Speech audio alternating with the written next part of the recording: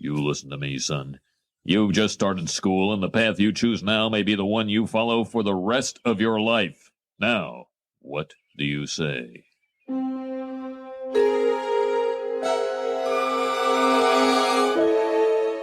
Eat my shorts.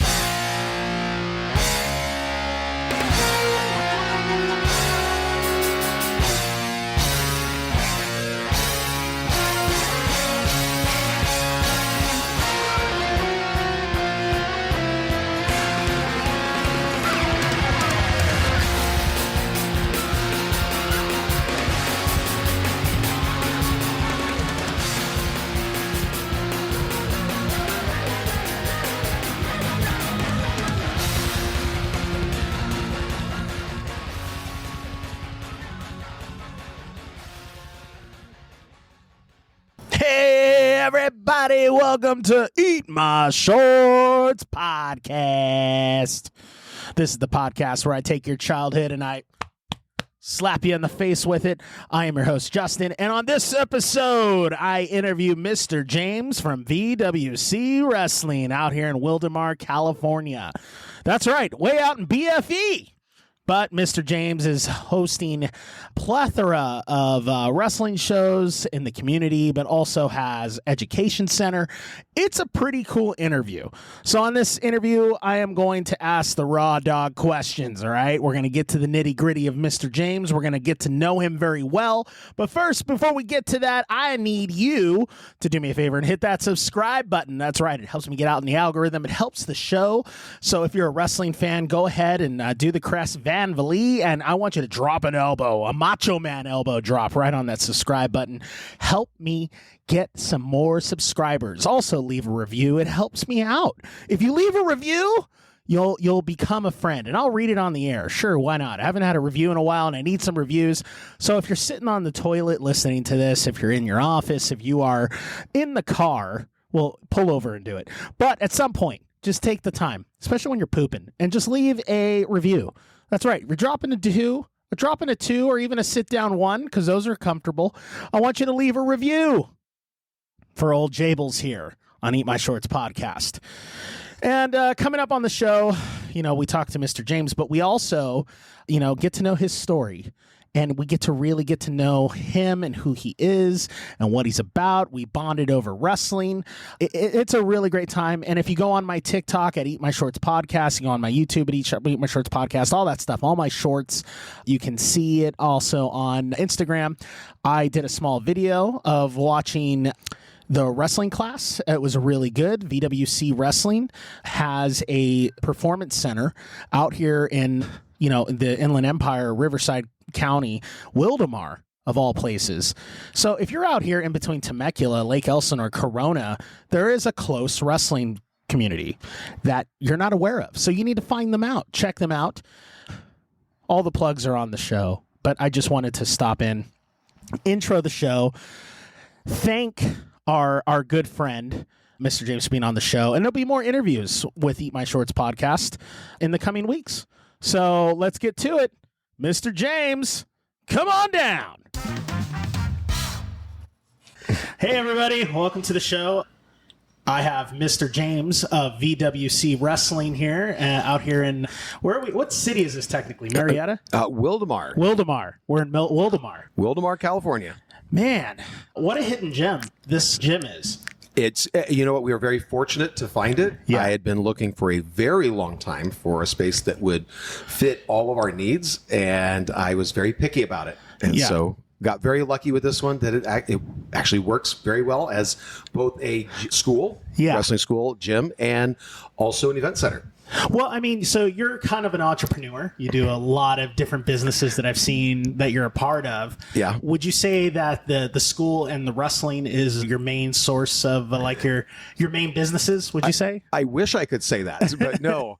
No, that's still work in progress there. Yeah. My main bread and butter is my education business, Include Education. We do STEM enrichment programs for kids, so lots of after-school programs, homeschool programs, camps, such. What got you into that? Well, so I got into the education business.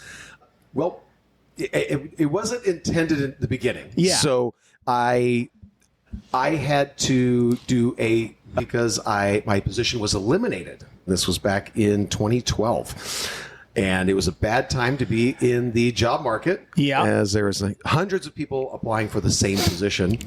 And I did not have a college degree, so my application didn't go anywhere. In places at that time. So I was looking at a career change, and I had always said that teaching could be done better. And so my now ex-wife, but she told me at the time, she said, well, time to put up or shut up.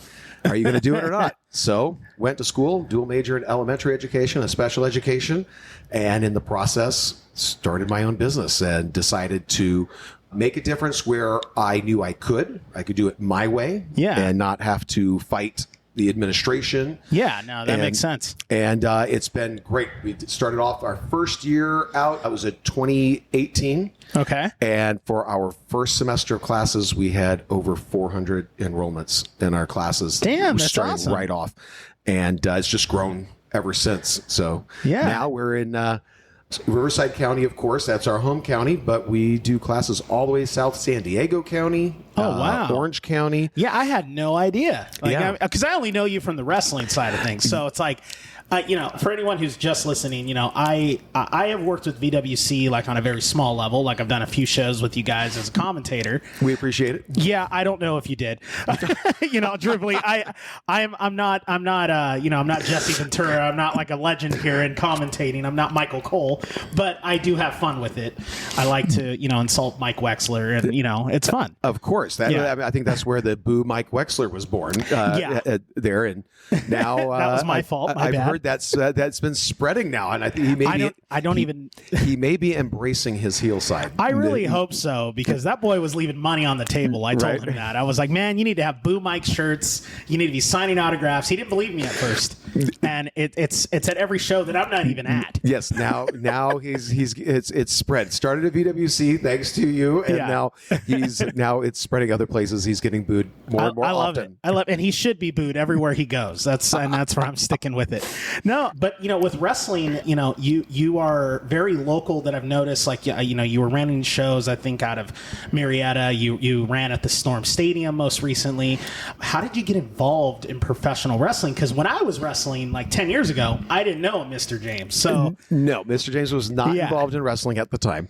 So because a lot of people will ask me, you're in the education business, so how does that connect to wrestling? How did you go from one there to the other? So I actually see it as more connected than what most people would realize. And so the reason why was because, my dad was a professional wrestling fan. Right, now he has since passed. So he passed a number of years ago. And when I look back, I believe he was probably on the spectrum. Right. So, look at that. He had a hard time relating to his children. He was there, but I can't say any of us necessarily had a really close relationship with him. Gotcha. The one thing, though, that he would talk about was professional wrestling. So, and I'm talking like he would go back and, I'd be watching the NWA with him, back in the NWA days, Jim Crockett Promotions, WCW, WWE, but he would tell me all about the old AWA, World Class Championship Wrestling. Oh, yeah. All that. So he knew, he would be telling me all about the Von Erichs and stuff. I knew everything, all those storylines, everything that was leading up to that, like as if I had been there myself, because he would relate those, because he was a huge wrestling fan and a huge mark at the same time. And I always say it's funny because it's such a thing. You have varying degrees of fans, what they get out of it. Right. And I think, now the veil has been pierced. We can see, a lot of people see the behind the scenes part of it. Yeah, for sure. As long as we can still suspend our disbelief while we're watching it, that's the important part, right? And so for me, even at like 8, 9 years old, I remember I'm sitting there watching it, and I'm like, I get this. I get it. I know what's happening. You understood from the beginning what wrestling was. Exactly. Like I say, like 8 or 9 years old. Now, before that, totally into it, as most kids are, know. But somewhere it just clicked for me. I was like, I see what's happening here. Yeah. And for me, I appreciated it even more. It made me an even bigger fan to know what was going on. And I remember he didn't get that. And I remember even as a kid, I'd kind of look at him, sideways and be like, thinking in my head, you're not seeing this, huh? You don't see through the curtain. You're not there. seeing it? But Yeah. I wasn't going to burst his bubble. Yeah. I mean, it was my dad. I like most kids got to be a jerk or something. But no, I was like, I loved watching it with him and stuff. And you didn't want to ruin it. Right. I didn't want to, exactly. I didn't want to ruin it. And so that was the one thing we connected on was professional wrestling.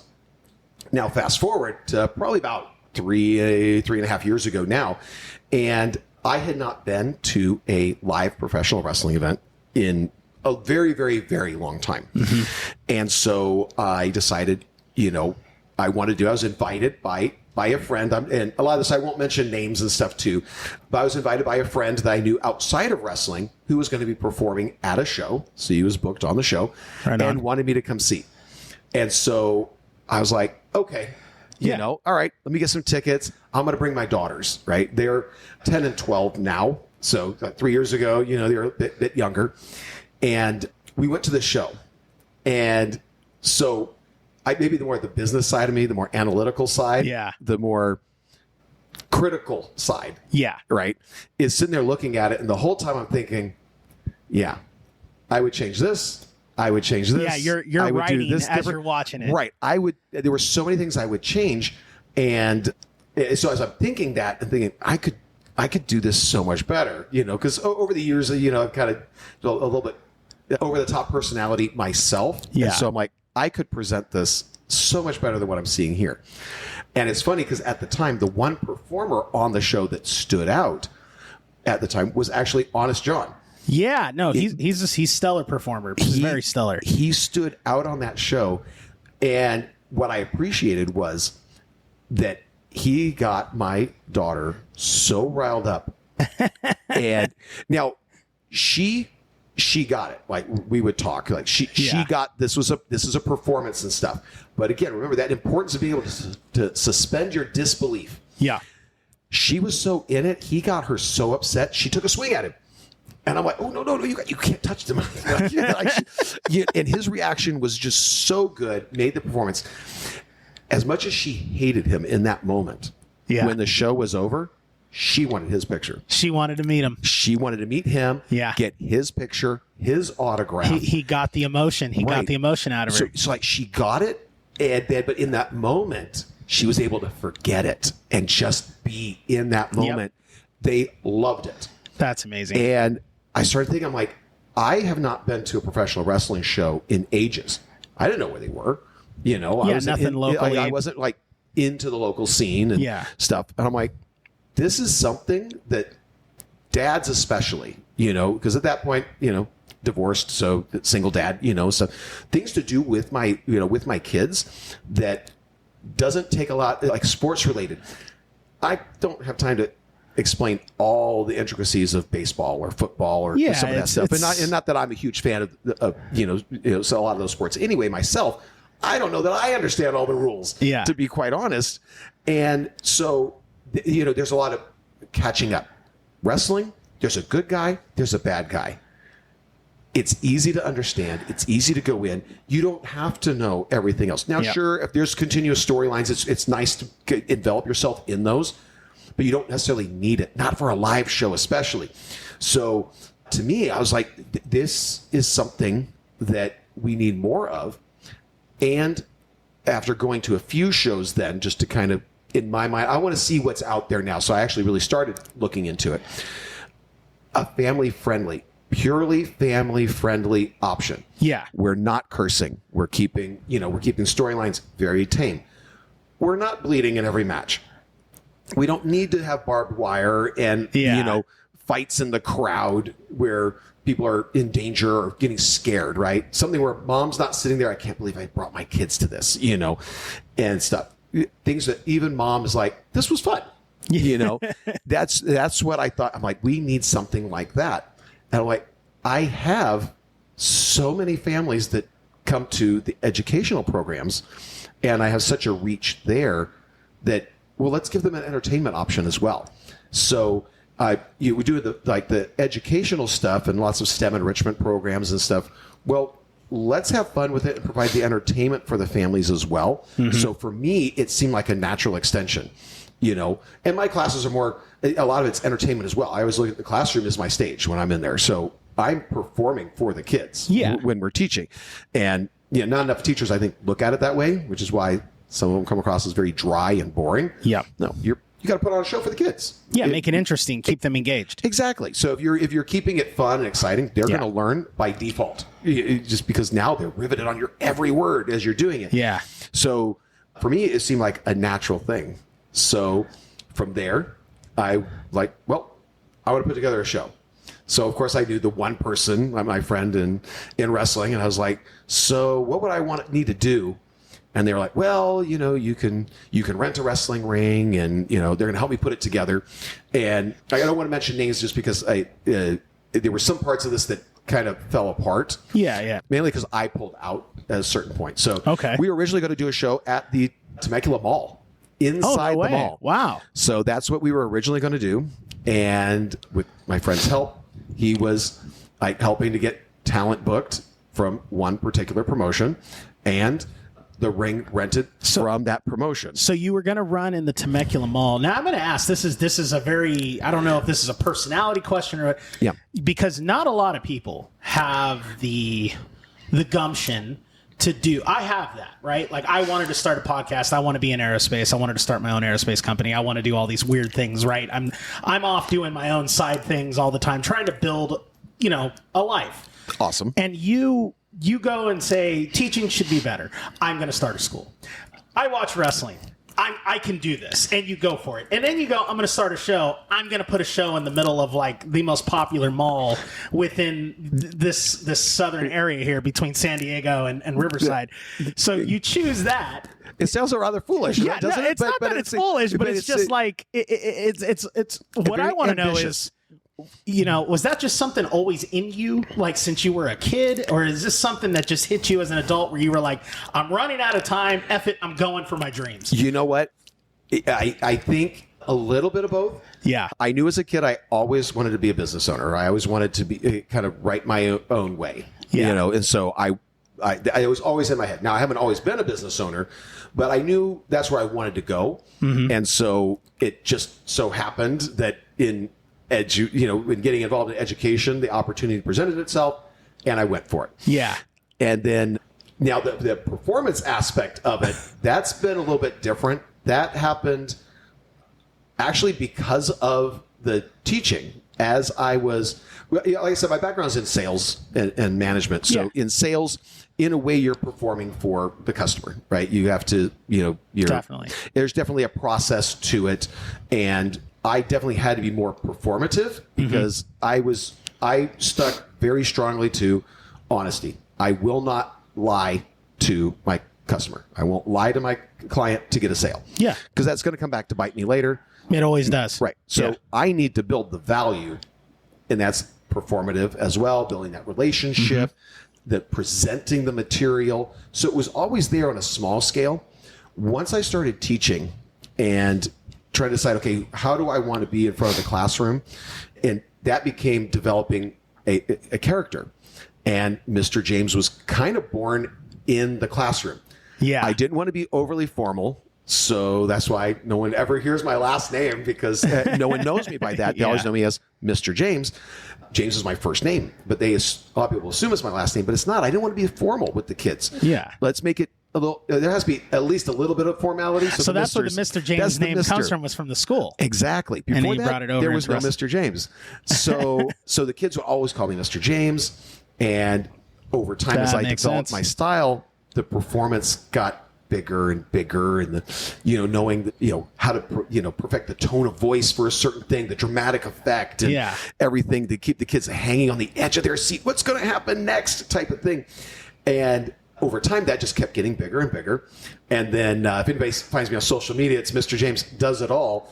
I've seen that name. I was going to ask about it. And that came from a student, as a little girl. She was probably about 6 years old. Was asking me, in a class. She was asking, well, what else do you teach? And so I was talking about different things, robotics and video game design, science, and all. So she says, "Oh wow, Mr. James Does It All."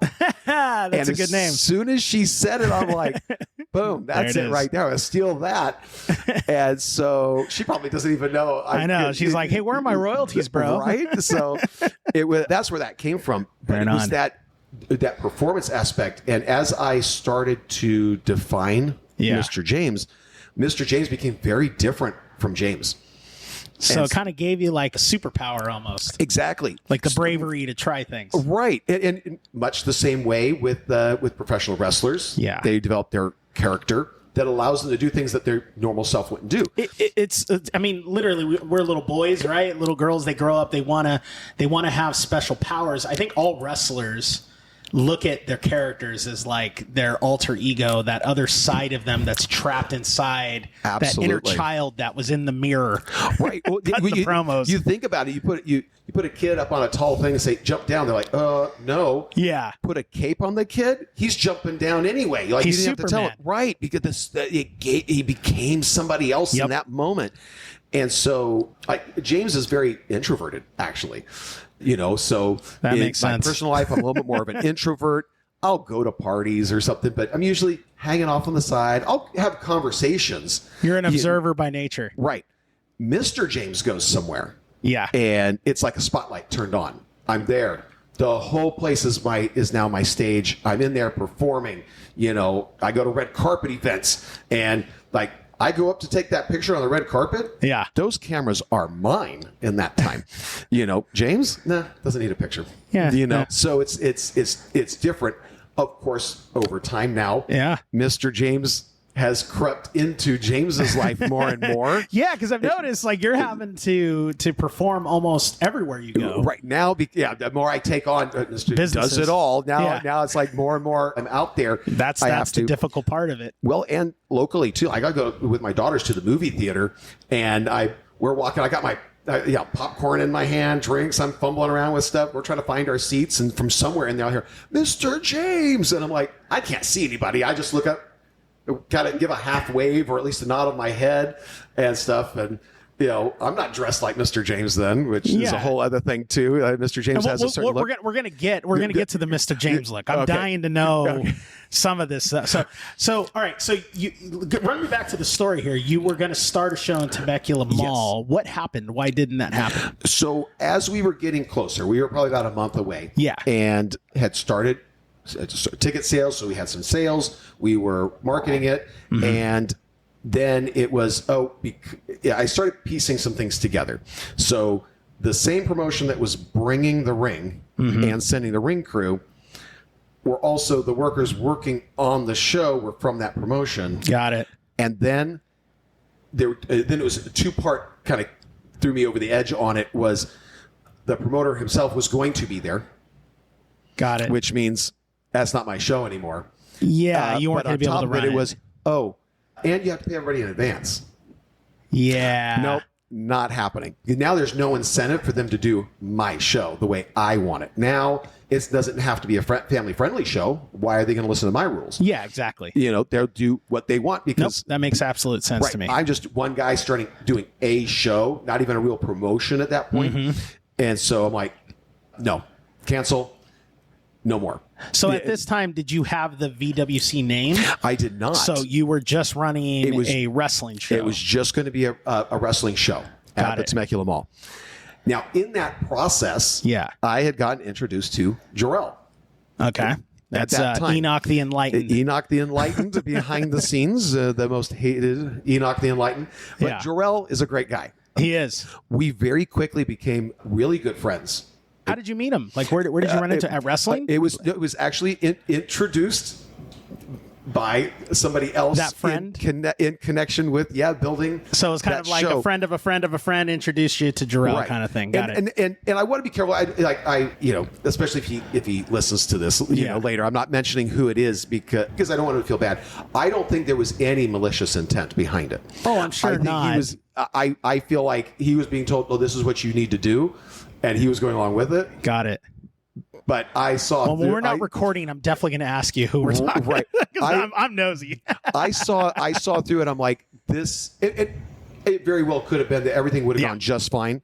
But still. This was my... If I was going to do one show and I'm putting my name on it, it has to go the right way. It's your vision, right? It's like saying, okay, I'm going to rent the canvas. I'm going to rent the brushes. I have my own paint. But then the artist comes over and goes, well, I'm going to draw on your canvas with my brushes and paint, but you can put your name in the corner here. Exactly. It wouldn't be the same. So I get why you pulled out of that. Okay. Right. So in talking to Jarrell, I was like, started talking to him more. Yeah. And I was like, what if I wanted to start my own promotion? What should we do? And then that turned into, basically then getting a ring. Ring's number one. So I was like, that way I know if I have the ring, I'm not bringing in another promoter. Having a ring is the power for a promoter. It's like, I have my ring. I just need location. Right. So I did that, invested in the ring. And then slowly over that time, we start, picking up now we've got everything needed for a show. But in the beginning, as long as you have a ring, everything else, you can rent things and stuff. Yeah. We did our first show. What year was this? So our first show was February of 2023. Okay, so not that long ago. No. So like I said, that was about 2.5 years ago now. Okay. And so right as we're all coming out of COVID. Right. Basically, yeah. So the mall show, oh gosh, if I remember correctly, we were looking at maybe September-ish. Okay, of 2021. 2022. 2022. Okay. Late 2022. I can't remember the dates right now. But, so we moved pretty quickly. And then with his help, like, okay, now let's look at and it gave me the extra time too. Got it. To get to know who am I booking. I had no idea. The only person I had known for that first show that I wanted was Honest John. That makes sense. Right, because he was the only one I knew has really stood out to me as, okay, this is a definite, I want him. Can he be on there? So he had been booked for that original show, and I knew going forward, I want him. I did not know at the time, coincidence, that Enoch the Enlightened actually manages Honest John throughout Southern California. I did not know this. Okay. Going into it, what a happy coincidence. He just happened to be, right. Because I've known Jarrell for quite a few years, and I knew when he got injured and he had to kind of move into managing and all that. Because I knew him when he was in the Mixtape Kings, Southern California, and I've heard stories. Oh yeah, no, I got to wrestle him a couple times, and he has. I'm sure he has a whole backstory on dealing with me. Because when I debuted in wrestling, it was very unethical. Right, I trained for a year. And then I got into wrestling, and immediately my first match, I won a championship title at the show. And he just shook his head at me like, how in the hell did you pull that off? My first show, my first match. Really? I won the tag team titles at IWO Wrestling. Wow. My second match, I won their heavyweight title. And it was all because I had this great storyline. And when I won the heavyweight title, I remember specifically looking at Jarrell. He was sitting in the crowd. He's just shaking his head at me like, you son of a bitch. Like, how did you pull that off? Wow. And so from that point on, I just had like this rocky... Everyone just assumed I had the promoter in my back pocket. And that was never the case. I never got money. I just had good ideas. And I wrote so many back-end stories that dealt with Jarrell. So when you guys were running your show, I jokingly told him, I just wrote a message saying, hey, get me booked, kind of joking with him. And he's like, oh, no, you haven't trained in forever. You'll hurt my guys. And I was like, I am kidding. Like, I don't want to wrestle. I haven't wrestled in forever. I go, but, if you guys ever need help, like, let me know. I want to help. And then he was like, commentating, you want to do that? And I was like, yeah. Like, so that was how I came back into this fold. Wow. But he never said anything negative. He was always said positive things. No, we've always gotten along. There was no negativity between us personally. I just think that he just kind of shook his head at, like, how did he pull off his first two matches? He wins the titles at this wrestling show. And it was all storyline. It was like, I was Bray Wyatt before Bray Wyatt was a thing. Oh, and, wow. And I stand by that. That's my one SoCal claim to fame, is that I was the weirdo like Bray Wyatt. Like, I had a cult. Oh, that's and so cool. And I did the whole thing. And then Bray Wyatt got super famous from NXT. And I remember sitting at home being bitter. Right. I was like, hey, he did the Southern look. I did more of the back alley kidnapper. Wow. Okay, that painted a picture. Yeah, I was a very creepy, like, cultist. Like, I would kidnap you, and suddenly you were hanging out with me. White van and everything type of thing is what I'm picturing. In a way, yeah. I remember I shot a promo where I choked out a guy in an alleyway, and then we tied him up, and I filmed a shot where I had a bag over his head, and I was just quoting lines to him in his ear, just showing that I'm messing with him and torturing him, and then suddenly he was my follower. And then we kidnapped another wrestler, and we took his personality away, and I put him in a dark mask, and I called him Nameless because I took his name from him, and I controlled what Nameless did. And what really pissed off wrestlers at the time is we wouldn't tell anyone who it was. So they would be booked in a match, and the wrestlers didn't know who they were wrestling because it was only going to be a 2-minute match, a squash match, and it would piss off wrestlers because, SoCal wrestling, I thought life was WWE at the time. I didn't have the respect of they're putting in work, they're trying to get their craft going, and every match matters as far as time goes. And I'm going, no, we're just going to do one match. You're going to lose to this guy. And they're like, I don't even know who it is. And they're like, and so they're going to Nameless. Oh, wow. And it was my buddy Knox, Joseph Knox. He was a former wrestler. I'm sure you'll eventually meet him. He comes to shows occasionally, but he wouldn't tell any. He kayfabed everybody. Like nobody, only the promoter and me knew who it was him. And for like a month. And then finally we unmasked him, and everyone was like, that son of a, they were all like, holy crap. And so we had a really weird storyline, and that was if I could go back, I wouldn't have done it because it set me up for non-success in Southern California wrestling, because none of the wrestlers saw the back end. They just saw the front end. They saw from the crowd standpoint, like, this guy's getting titles and storyline. Like, what did he do to get this? Right. And the rumors started that I was actually the owner of IWL, the IWL Wrestling. They thought I was actually running it, and I wasn't. I just was a good writer. And the promoter was like, this is actually funny. Like, let's go with this. And we became friends through that. That's actually pretty cool. Yeah. It was a fun story, but it just pissed off the wrestlers. I'm not going to say Jarrell was pissed off, but I think he was kind of tripping out. Like, how did you do that? How did you pull that off? Yeah. No, he never told me about that. Yeah. So wrestling's been one of those things that I see what you saw, when you're a kid and you're like, I get this. I knew what it was from the get-go. I was a theater kid, there you go. I was in theater in high school. I wanted to be an actor, but then wrestling was always that like back end. Like, could I do that? I wasn't tall enough, though. I thought I wasn't. I actually thought I wasn't big enough, and I'm a pretty big dude, but I thought I was small. Like, I thought I was a little guy. I was like Hulk Hogan, Ultimate Warrior. I'm like, I'm not these guys. I'll never be that guy. Right. And then I met Bret Hart, and I saw Bret in person, and I was like, he's only like an inch taller than me. Right. And he's out there wrestling Undertaker, and he's wrestling okay, maybe I can do it. Like, and that was what it was. I got an autograph from Bret when I was like 15, and I was like, I think I can do this. And so, yeah, I started training in wrestling. That's awesome. Yeah, but it was a whole it was a whole thing, man. Wow. Yeah. My career in wrestling was very short, like, in a sense, because I went to IWL, I wrestled for a couple other promotions and stuff, but nothing ever took off for me. So I retired because I kind of looked at it as like, well, I hurt my knee, I hurt my back, and I was just like, I should probably take a break. And that's where I went. I was like, I should take a break. And then that break it's 10 years later. You're still on a break. I'm on a break 10 years later. So getting to work with you guys has been awesome. I just so you know, I'm very thankful for you guys. I'm glad you had the opportunity to. So you guys gave me something that it was like my stepkids got to come to you guys were at the carnival. Yep. And we had the EC3, the NWA championship. I got to hold the title. I geeked out so hard. You know what? Same thing. That was one thing. If there was ever a time where I had kind of wished my dad had like been able to be there. Oh yeah. Was that. Because that was our belt, the NWA World Title. Right? 10 pounds of gold. That was the one, right? WWE, WWF, of course, at the time, is like, that's good. No, Ric Flair, the NWA World Title. That was 10 pounds of gold was probably the first love. Right. For anybody who watched wrestling in the 80s, you wanted Ric Flair's belt. Yes, that was the one. Yeah. And so when we had EC3, like it was not booked with us for that to be an NWA World Title defense. I know, we geeked out because I was live on commentary when when we got it cleared that could be an actual official NWA World Title defense.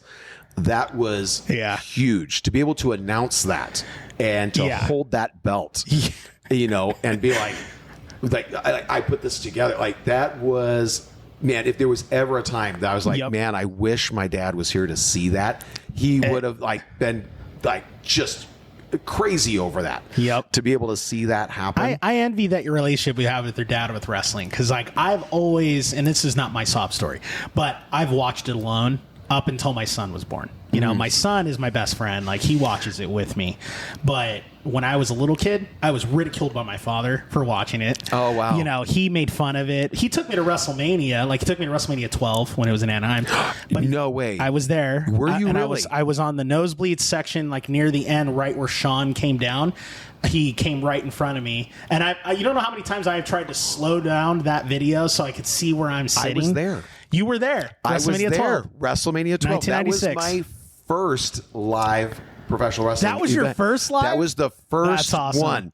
Well, because I didn't know. The whole indie world was completely foreign to me. Yeah, up same. until in the last few years, I had no idea this was a whole other world. I had no idea indie wrestling existed in California when I was a little kid. Right. And then you find out, I look back and I go, EWF was running when I was a preteen. Like, I would have died to go out there and see that. I had no idea. Yeah. So for me, like, WWE, Anaheim, WrestleMania, I remember at the time, like, I wonder how much tickets are. And looking it up and be like, ooh, that's kind of pricey.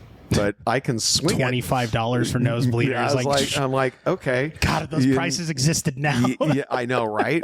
But I remember being there. Now, so here's the thing that I got as well, because it was a little more expensive. Yeah. Because I also got tickets to the Slammy Awards. Did you go to the Slammies? I went to the Slammy Awards. That's a good one, too. That was really cool. Yeah, sitting there, walking around, you're meeting everybody there. Like, you know, there's oh my god, there's Shawn Michaels. That was when they did the tuxedos, the whole thing. Everything. Yeah. The one thing I will remember from that, it sticks in my head, was Yokozuna coming in. Oh, that man! No matter how big you think he is, he's bigger. He is. Oh my god! I saw him at WrestleMania 12.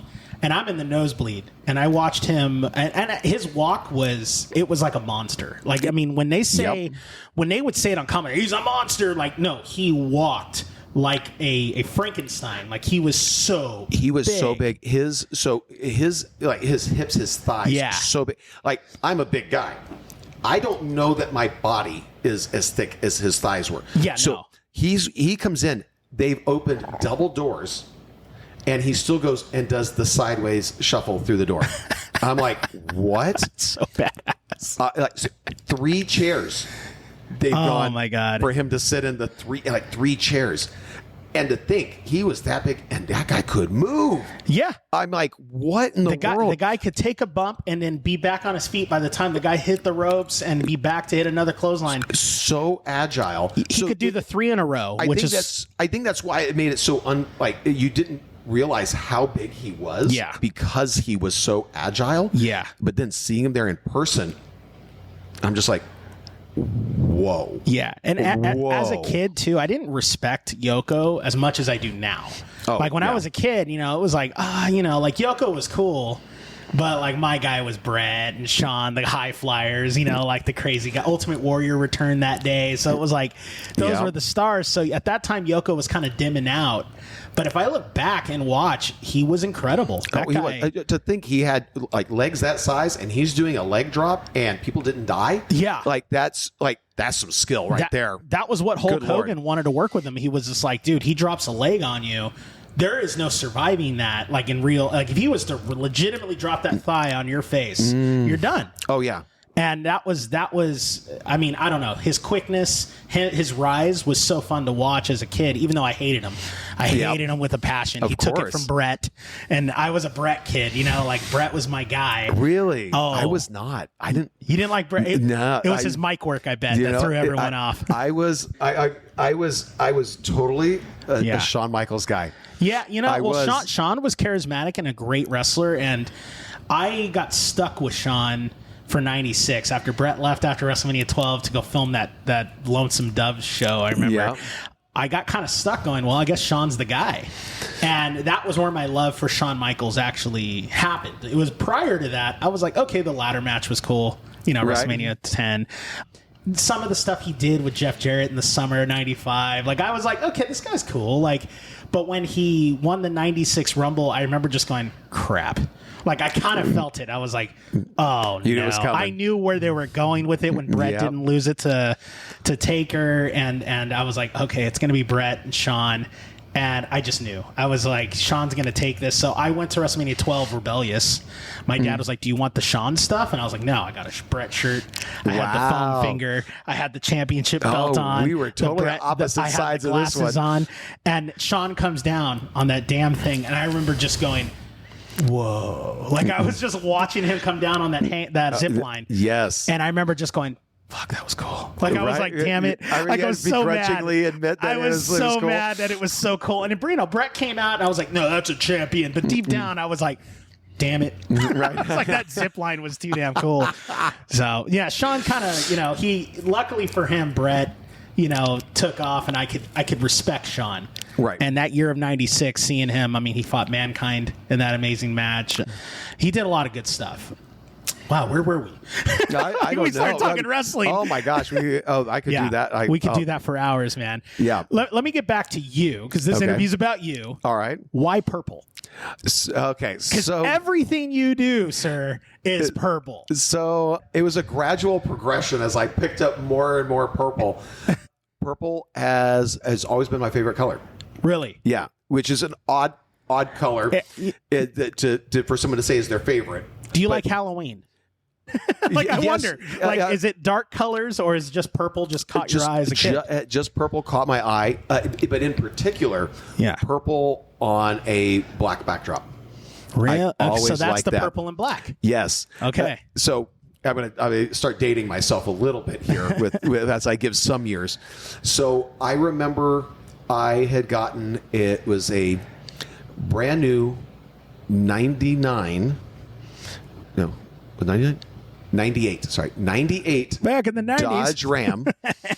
And it was the sport one. Now, I don't know if anybody remembers this. I remember it. Okay. It was a black truck, and it had the white sport decals, right? Yep. I went and I had all of the white decals replaced exactly the same with purple. Nice. So everybody thought it came that way from the dealership and wondered how'd you get that? How did you get purple special edition? Right, and it looked so amazing on the black truck, that purple. And so since then, it's always stuck with me. It's like your lucky colors almost. Right, and so over time, as the Mr. James character became more and more noticeable. Yeah, I just dove in. Yeah, I'm like, okay, why not? So it's funny because I being a business owner, I'm part of different business networking groups and so on. And I'll go in there and see the other business owners, chambers of commerce, and everything. Sitting there, I know the local mayors is going up. Give the Wildemar mayor a hug and everything. And there I am in this purple outfit, and the purple and black stands out. And I know there's people out there that sit there and look at it like, oh my gosh, he looks ridiculous.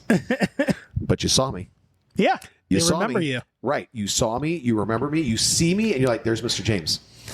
And so it works. And so that's what I do. You have this thing about you that I'll say that it's wrestlers that you are hiring for your show should learn from is know your gimmick and live your gimmick when you're on. And what I mean is that you're doing business and they'll remember you because of the look, right? You have the cap, you have the shirt, and it's the same. It's purple and black. No matter what business you are, right? You're in purple and black, and that's a brilliant move that I think a lot of performers and business people don't realize. It's about branding. Absolutely. It's about branding. It's actually, for me, it's a little bit more than that, too. Yeah. So as I was developing a character, much like a professional wrestler, if you really think about it, is that, when is a wrestler in character? When they're in costume, right? Yeah. They put on the tights, they put on the gear. That's what gets them in their character mode before they come out through the curtain, right? If they're just coming out in their regular street clothes, it's not the same feeling. Like, you really have to be you have to be in your character for that to work. And so for me, especially in the beginning, if I was not dressed like Mr. James, it was hard to turn on Mr. James. That makes sense to me. Now it's a lot easier. Now I can slip into Mr. James super easy in any environment. I'll forget that I'm not wearing the Mr. James gear, and all of a sudden I'm in it. But in fact, with I'm sure we'll get to it, but now having the wrestling school, I actually do a lot of the teaching when we were talking about character development and how to become a character. Like I tell them, I say, you're not going out there pretending to be anybody. You better be that somebody. Yeah. When you go out there, you need to be that somebody. Now, for myself, Mr. James it's a different persona than regular Mr. James. It's funny because my daughters, believe me, they have heard their dad curse. They have heard me, on the road. They've heard me, All kids have heard their dad's curse. Exactly. At some point, yeah. They hear it, they'll giggle. I'm saying, don't say that, and stuff. But Mr. James does not, because I am not James anymore. I'm Mr. James. Though it's a different vocabulary. Yeah. I can't slip up. I could never be in a classroom and accidentally drop a curse word. Those words don't exist. Yeah. It's a different person. Yeah, it's a whole performance. Right. So it's a whole different thing. There's no, I never have to worry about it because I'm not pretending. I am Mr. James at that point. And so that's one of the things that I talk about is say when you get your character, you're going to have those things that, especially in the beginning, that get you in to that mode. The little things that you're going to do, the little rituals, the little totems, the things that you do that will get you there. And then when you're there, you're there. Don't stray from that. Be that character. Yeah. You're not pretending to be anybody. Be that character.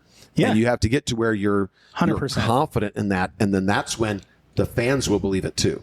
Yeah. Because they have to believe. They have to suspend that disbelief. And if you're going out there, if you don't believe it, they're not going to believe it. The secret I would tell any wrestler is, well, I mean, I learned it from, obviously I watched wrestling like crazy, but you watch the interviews and stuff. And the thing that I learned the most from guys like Stone Cold, The Rock, like the most famous ones, they all said it's themselves with that volume turned way up. So find out who you are. Like what's that inner child in you that wants to scream? Yes. And live that. Be that person when you're out there performing. That's a pretty easy one. Now, of course, it doesn't mean they always get to be that. Yeah, unless character. you're the Undertaker, you're not going to be a dead guy everywhere you walk. Exactly, right. So so it's a little bit different, but it's still the same concept. Yeah, it's still. I'm sure Mark Calloway would say the same thing. He just took certain things that were turned way up, other things turned way down, and you're just picking and choosing what those things are. Find your volumetric and your mixing board of yourself and put it out there. Put your product out there. Yeah, because you have to become that character. Yeah, and stuff. And I use the example too because I've lived it even more than just being Mr. James. It's funny because since I started the wrestling promotion, and since then, it wasn't before that. Yeah, it was afterwards. Now I've actually been in some musical theater performances and stuff. I've seen your posts. So I did Hairspray. I played 5 characters in one play. So that's lots awesome. of quick changes, and everyone was different. And I got to be that character when I go out there, and afterwards everybody's like, wait.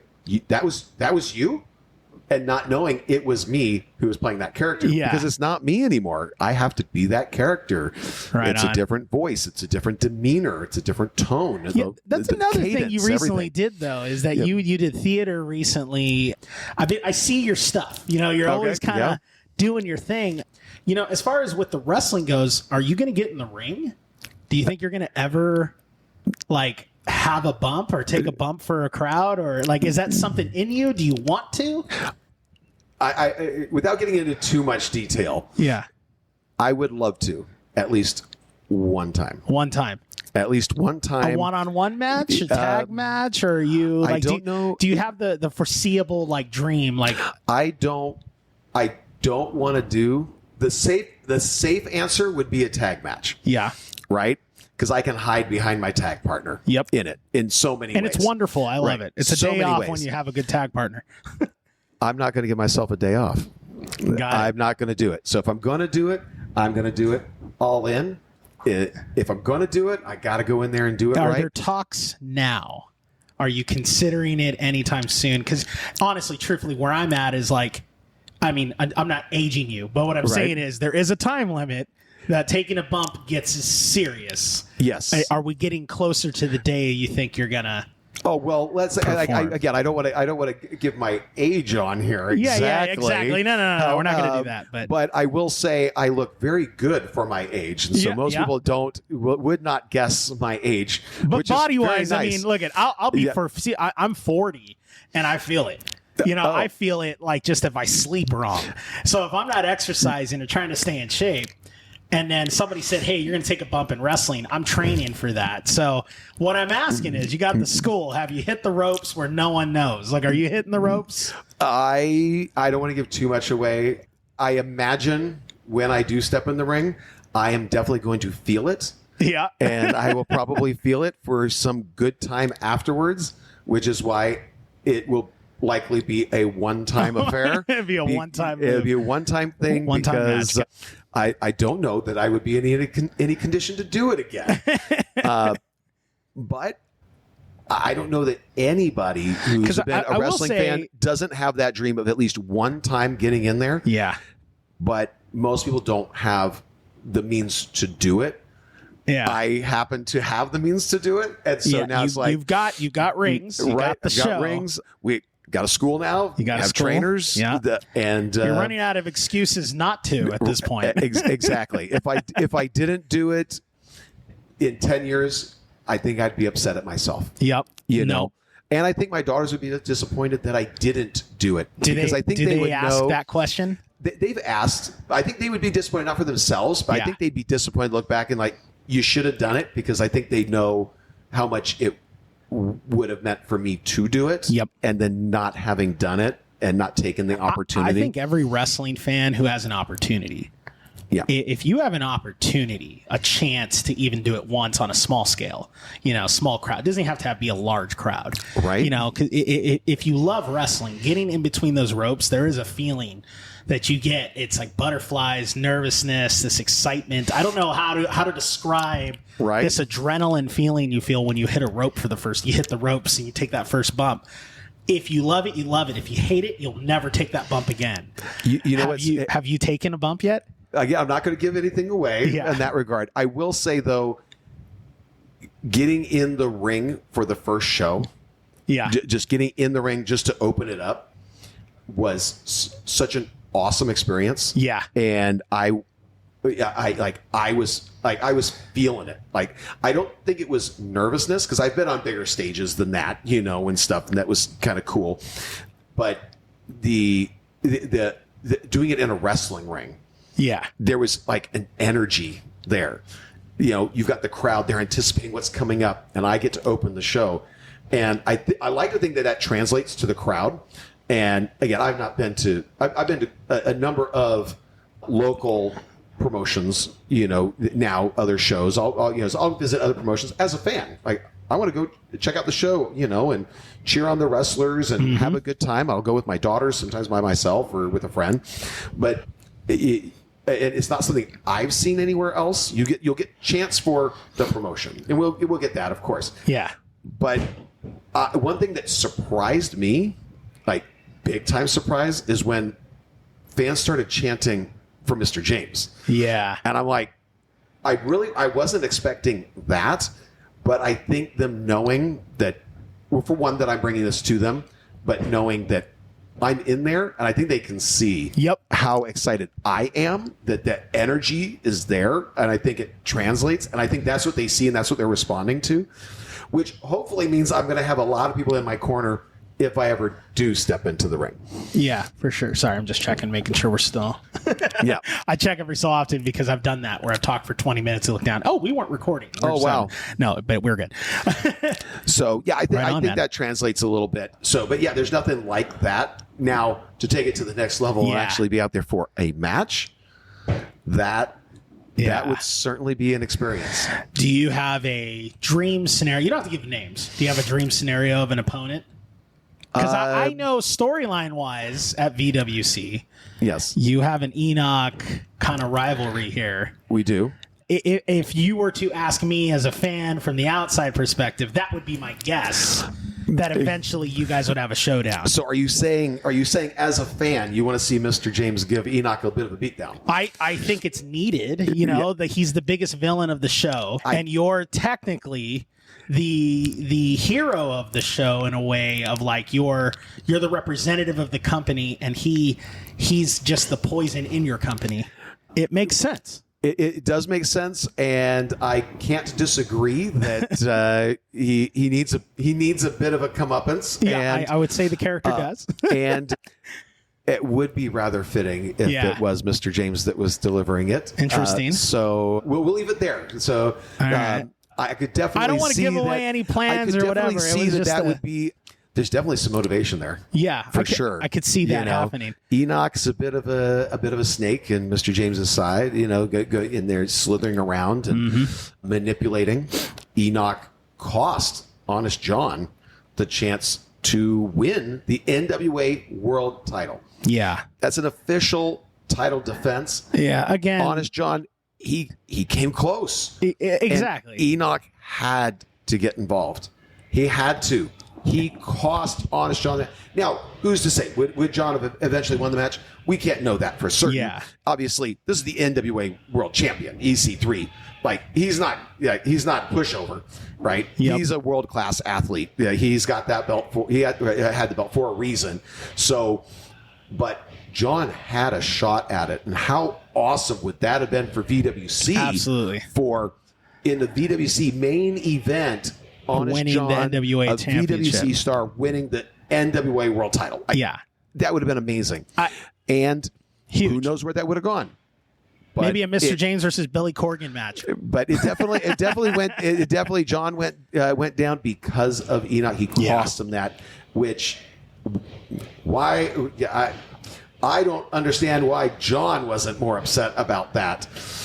But I thought it was certainly a missed Manipulation opportunity. is manipulation, my friend. And True. that, you know, if you got the ear of someone and you've convinced them that you're right, you're going to end up it's like having a narcissistic parent, you know?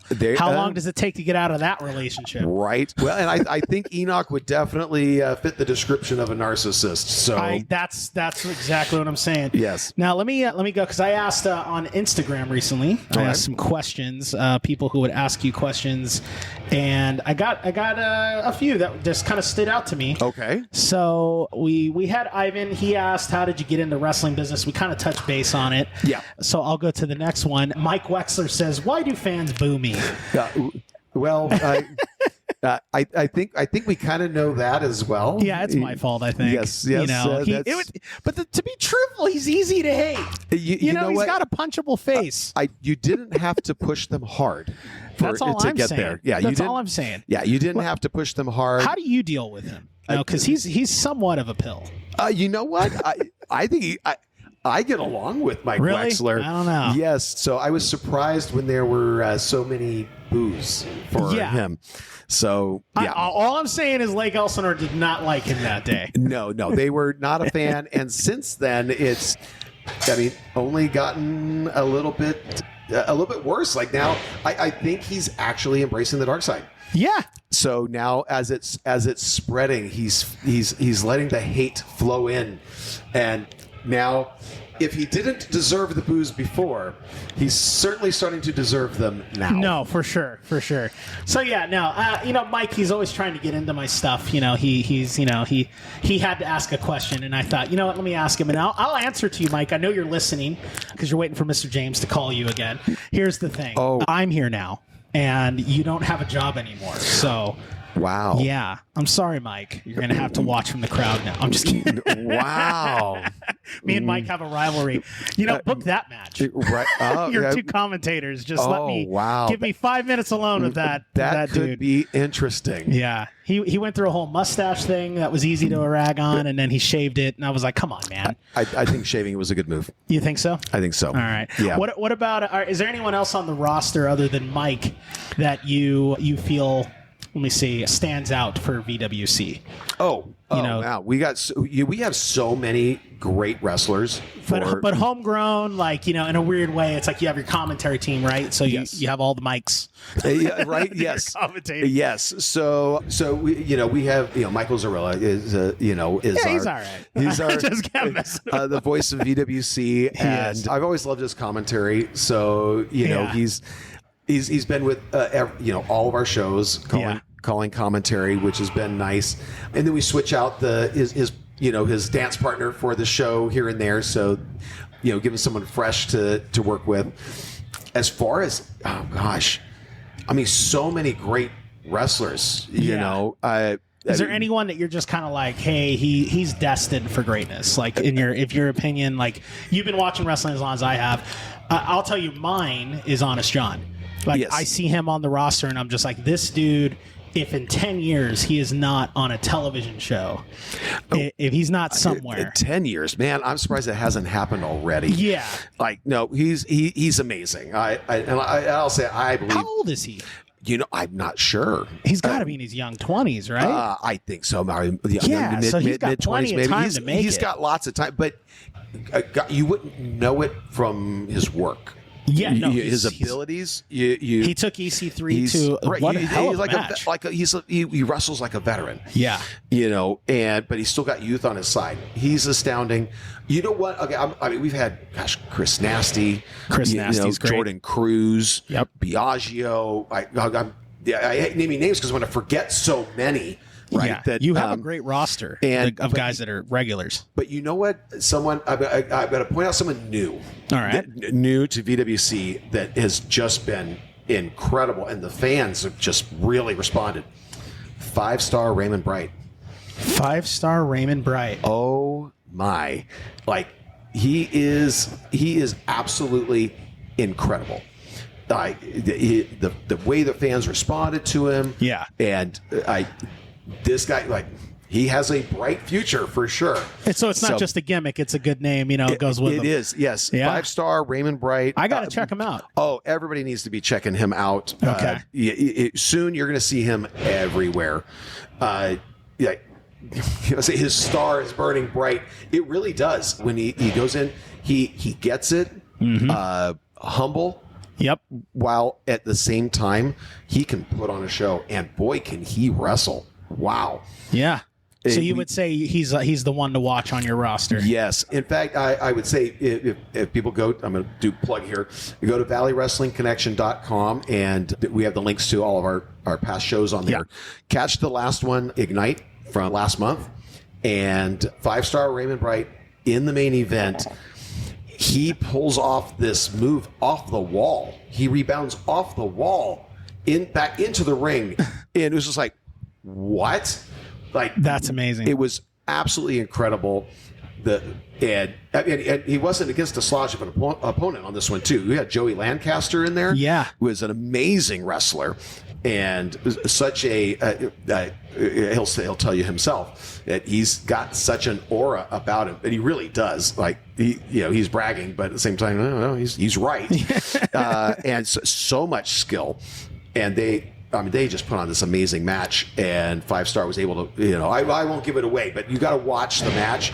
Such a great performance by both wrestlers. Right on. When you're watching, like, 5-star just does some things you're like, whoa, where did that come from?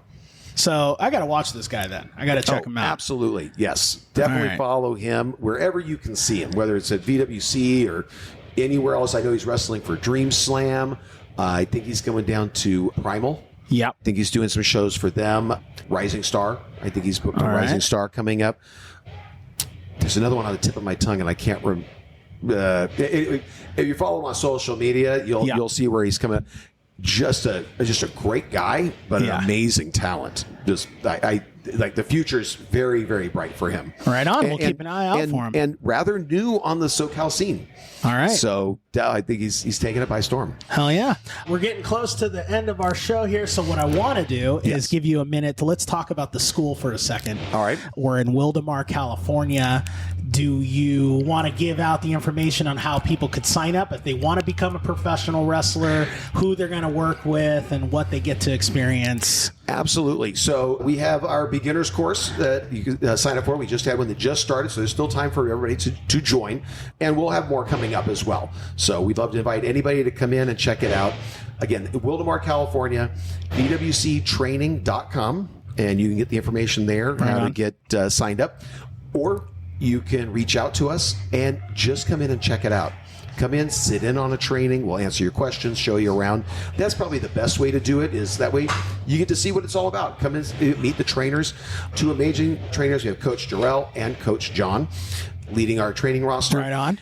2 great coaches. Amazing coaches. But I would be doing an injustice if I didn't mention our amazing students. We have I want to say unmatched anywhere. Again, I've not gone to a whole bunch of different wrestling schools, but the trainees here are so much of a supportive family for each other. Yeah. They are in it as a team. They want everyone to succeed. It's like a brotherhood or a sisterhood, It really is. Like they want everyone to, like they say, rising tides raise all ships. They are living it. They want everyone to succeed. See, that's good for people to know, because if you're sitting right now, if you're listening to this podcast and you're going, I want to be a wrestler, but you're intimidated by the other wrestlers, you're intimidated with sports. No. This is a different thing. This is so different, so welcoming. Like you come one time, you feel like you're part of something now. It's more than just a training school. It really is a family. And when they're working in there, they're encouraging each other. Yeah. And we also have students of all abilities, all ability levels, and all ages too.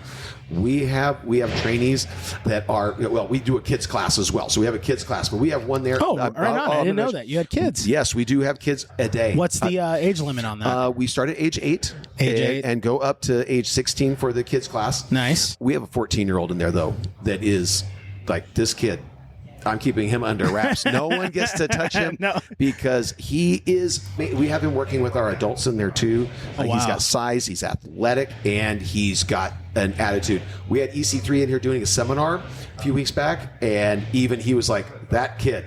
He's got right something. there. He's got the it. He did the elevator pitch for EC3, stood That's amazing. for what floor?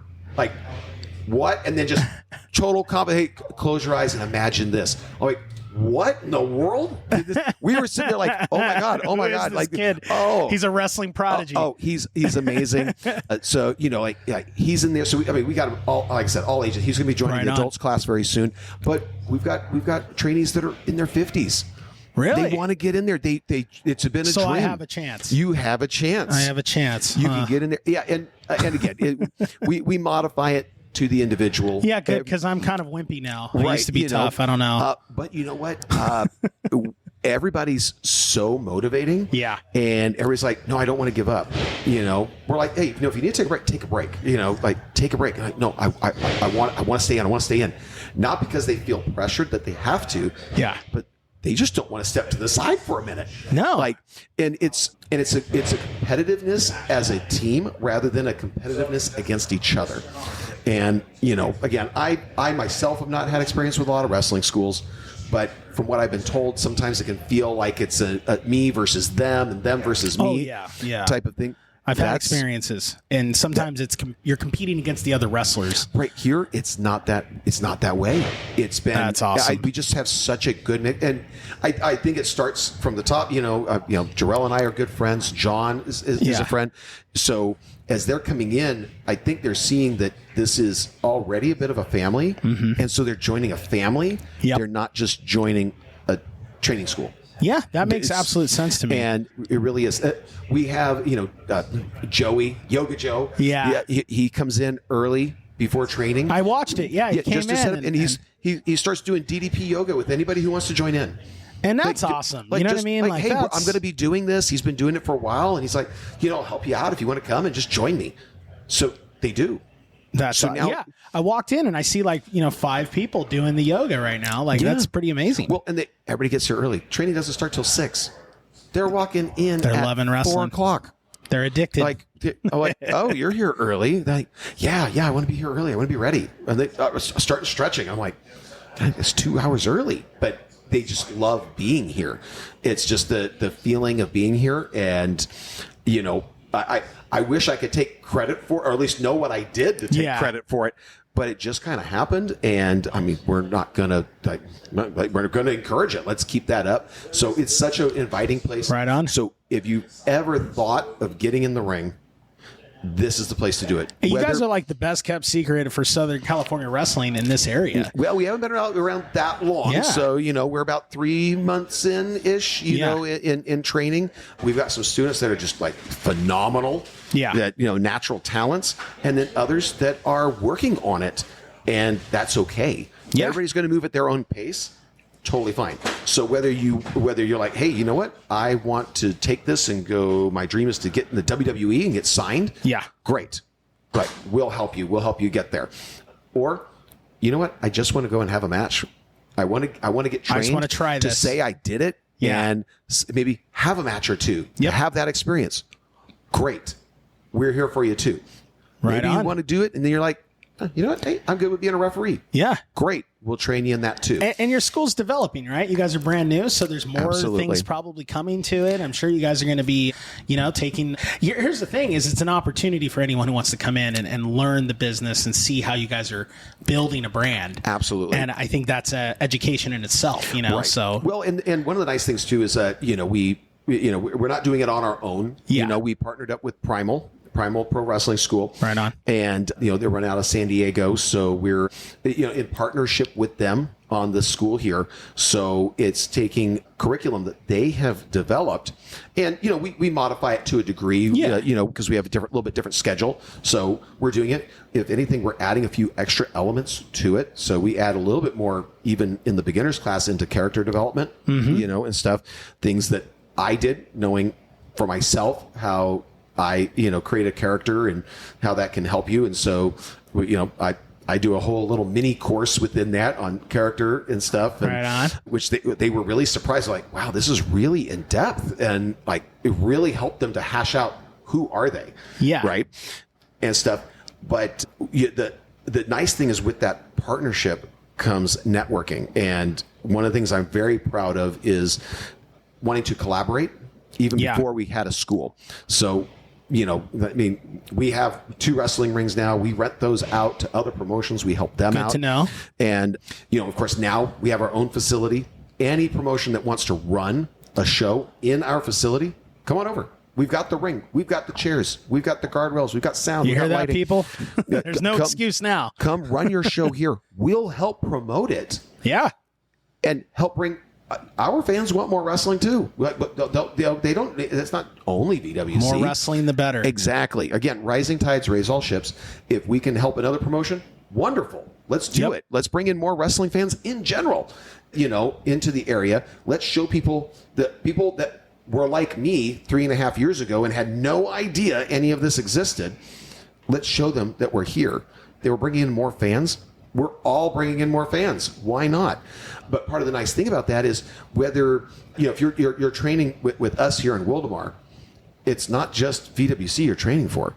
Yeah. No, we work with Primal Pro Wrestling. That's something I think a lot of people don't realize. It's the networking part of it. Yeah, and that's something different that you're doing because other wrestling schools in this area tend to be you wrestle at my school, don't wrestle for anyone else until you wrestle for me. Right, you're on an island.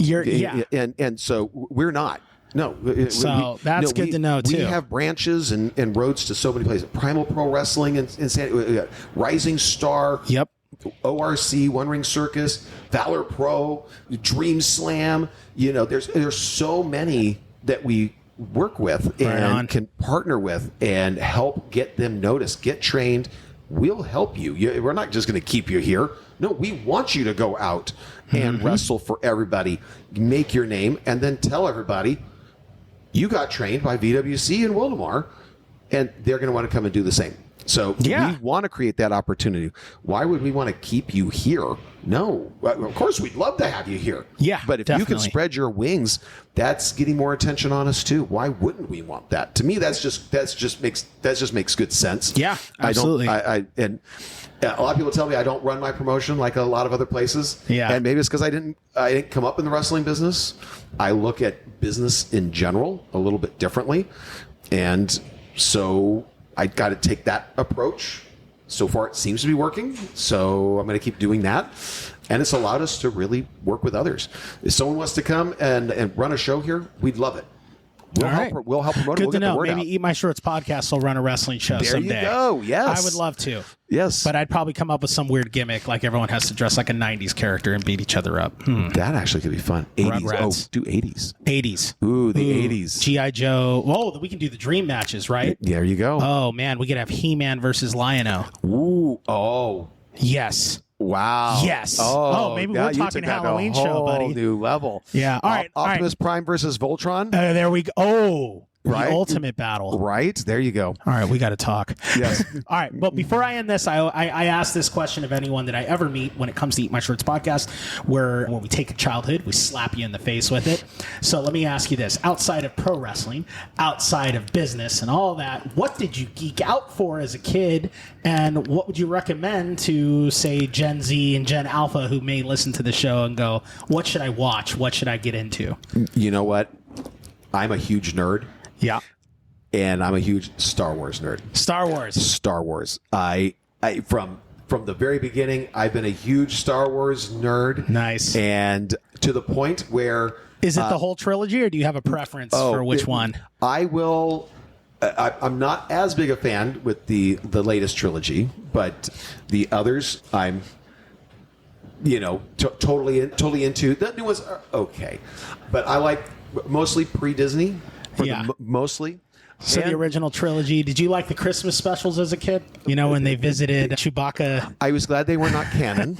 They were a fun aside, but Did you ever collect the Kenner toys, the original action figures in the 80s? I did have some of those. Yeah. Although when it came to action figures, I preferred the G.I. Joes. Yeah. Better articulation. But here's the thing with Star Wars. I have every single Star Wars novel. No ever way. written. So I have all of them. So you have a whole library of Star Wars. I have a whole. So you're a Star Wars geek. I love it. I don't even have enough bookshelves now anymore. And Right I'm on. talking bookshelves. See? Multiple that now most of them sit in boxes now because I don't have a place to put them. I try to tell everyone, life is short. Everyone geeks out for something. Absolutely. People who geek out for pro wrestling who are ashamed of it, this is what I teach everyone and I tell everyone. Understand the jock that's made fun of you for saying wrestling's fake, da-da-da. He's geeking out because he knows every stat of the basketball player that he geeked out for, the football player he geeked out for. Everyone geeks out for something. Right. And just own it. And just be proud of what you are. Absolutely. Why be ashamed of it? Life is short. Enjoy what you enjoy. Exactly. I'm just as long as it ain't hurting anybody. Exactly. Yes. If it doesn't hurt anyone, Yes. obviously, if you're into like some weird, like I like torturing people, don't do that. Yes, sir. maybe refrain from torturing. Yeah, but the one thing I'm very happy about is that my daughters, again, they're 10 and 12 right yeah. now. They are just as big of nerds as I am. They love professional wrestling. I love it. They love Star Wars. They Nice. love Marvel. We geek out over the same things. You taking them to see Superman yet? I haven't had them You've yet. got We are going to go see later this Superman. week. They are going. I did go see. I saw it with my nephew. I took my Okay. nephew Andrew there. Awesome, right? Hi, Andrew. If you're listening, he's a huge wrestling fan as well. What's up, Andrew? So I saw it with him because I had to go opening night. So we went to go see that. Yep. But I didn't have my daughters then. We're going to be seeing it later this week. But they're just as big a nerd. We've gone to Star Wars conventions. Nice. My older daughter, we went to Orlando for Star Wars celebration. Nice. All the way out there. Oh, hell yeah. They love it. Even as a kid, I still have the picture. She was 2 years old. Walk right up to Darth. She was always a Vader girl. Walk up to Darth Vader. She's a Sith. She's a Sith. Yes, Darth Vader picked. She went. So for him to pick her up, he did. And as I'm fumbling with my phone to try to get a the picture, shot. I'm like, "Oh my God, what's happening here?" Get that picture. So it was they're totally into it, and they're my best buds.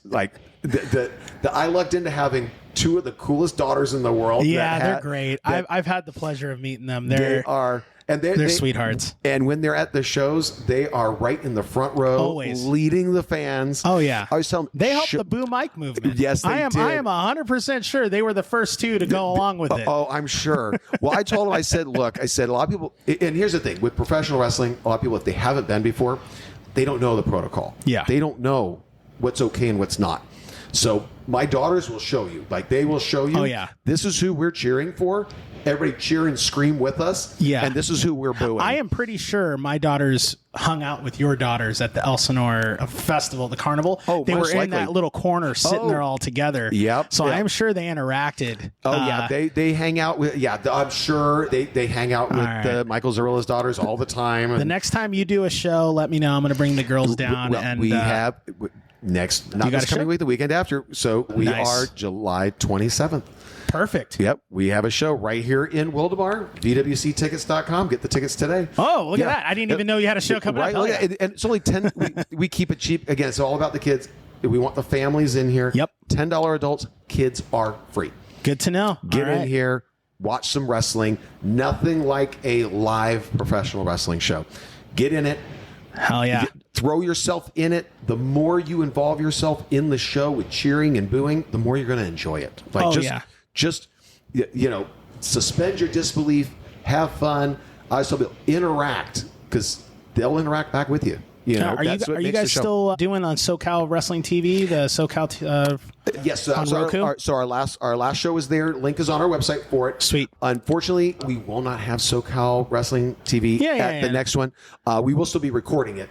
Just, unfortunately, they weren't available for this one. But we have it booked out for the next one. That'll be August 22nd. We're going to have a show there as well. Cool. I'm just telling for people can check out. If you have a Roku TV, you can check out VWC and other SoCal promotions on there, but they can actually check you guys out on past shows and catch up on Storyline. Absolutely. And I'm going to throw a shout out to our sponsors too. I'm not going to mention them by name, but please go on the website. You see sponsors on there, support them. Yep. They're the reason why this show is free for kids. That's awesome. They help make that happen. Show them some support. Tell them, hey, I'm calling you because of Mr. James and VWC. They'll take care of you. Like they know. Like they'll be, okay, Mr. James. Yep. Hell yeah. Let's hook you up. Well, I wish you all success in the world, man. And I'm going to do my best to help promote this wrestling school and everything that you're doing. I love it. Thank you. And I don't expect anything in return. I don't. Unless you give me an opportunity to beat up Mike Wexler, I'll take that. We might. Oh, who knows? I know, right? He has a punchable face, just right in a suck hole. I just want to punch him right there. He's got to grow the mustache back for that. Yeah, please. I'd love to punch it right off his face. That way you can just slap that mustache right on off. Exactly. All right. Thanks, Mr. James. Thanks for coming on the show. And I'm sure we'll do this again. Thank you for having me. All right, man. Thanks. And that is this week's episode of Eat My Shorts podcast. Please hit that subscribe button. Please give it a follow. Share it out with your friends. And if you would like to be interviewed on Eat My Shorts podcast, if you have something you want to promote, if you want to be a wrestler on the show, if you are a comic book writer, if you're anything, if you're in aerospace, whatever, come on my show. Let's hang out. Let's talk. Contact me at eatmyshortspodcast@gmail.com or any of my social medias. And again, thank you guys so much for listening. Thank you, Mr. James from VWC Wrestling, and I wish you nothing but success. And just based off this interview alone, I know there will be many more to come. Plenty of talent from VWC is on its way, and I cannot wait to check them out again live and go down to the wrestling school. Heck, maybe I'll hop in the rings again someday. We've talked about it. We joked around, but you never know. You never know if I bring back my character Justin Reich one more time. I don't know. There's a bug when you get wrestling. You get very excited about it. But yes, please, seriously, hit the subscribe button, leave a review, and I'll see you guys next week on Eat My Shorts podcast.